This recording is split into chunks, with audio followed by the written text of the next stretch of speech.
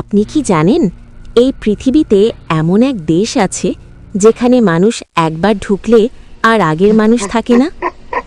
এক রাত পূর্ণিমার আলো, একটি ছেলে আরিফ হঠাৎ বনের ভেতর পথ হারিয়ে ফেলে। হাওয়ার ভেতর ভেসে আসে মেয়েলি হাসি।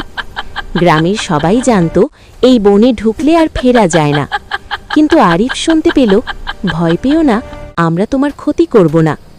হঠাৎ ঝোপের ভেতর একজোড়া জলজলে নীল চোখ। হঠাৎ আলো ঝলমল করে উঠল চারদিক। এক পরী, ডানা ঝলমলে, চোখে বিষাদ। সে বলল, মানুষ, তুমি এখানে কেন?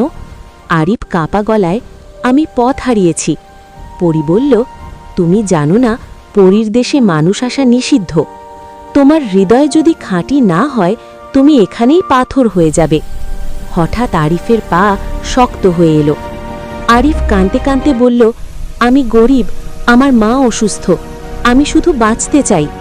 তার চোখের পানি মাটিতে পড়তেই মাটি আলো ছড়াতে লাগল।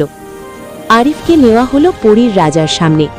রাজা বললেন, 1000 বছরেও কোনো মানুষ আমাদের রাজ্যে ঢুকতে পারেনি। রাজা বললেন, 3টি পরীক্ষা পার হলে তুমি বাঁচবে।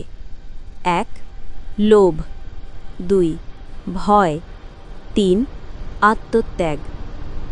সামনে পাহাড় সমান সোনা, এগুলো নিলে তুমি রাজা হতে পারো।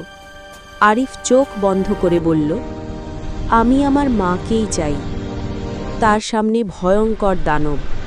দানব গর্জন করে, ভয় পেলে তুমি শেষ। আরিফ বলল, ভয় আছে, কিন্তু আমি পালাবো না। শেষ পরীক্ষায় বলা হলো, তোমার প্রাণ দিলে তোমার মা বাঁচবে। আরিফ চোখ বন্ধ করল। হঠাৎ আকাশ ফেটে আলো। পরীর রাজা উঠে দাঁড়িয়ে বললেন, এই ছিল আমাদের অপেক্ষা। তুমি সেই মানুষ যে 2 জগতের সেতু হবে। আরিফ ফিরে এলো নিজের ঘরে। মা সুস্থ, হাতে একটি জলজলে পাথর। শুধু আরিফ জানে, পরীর দেশ আজও আছে, আর দরজা খুলবে শুধু খাঁটি হৃদয়ের জন্য। আপনি যদি আজ রাতে হালকা হাসির শব্দ শোনেন, পেছনে তাকাবেন কি? অবশ্যই আপনার মতামত কমেন্টে জানাবেন, আর এরকম ভিডিও পেতে চ্যানেলটি সাবস্ক্রাইব করে পাশে থাকুন।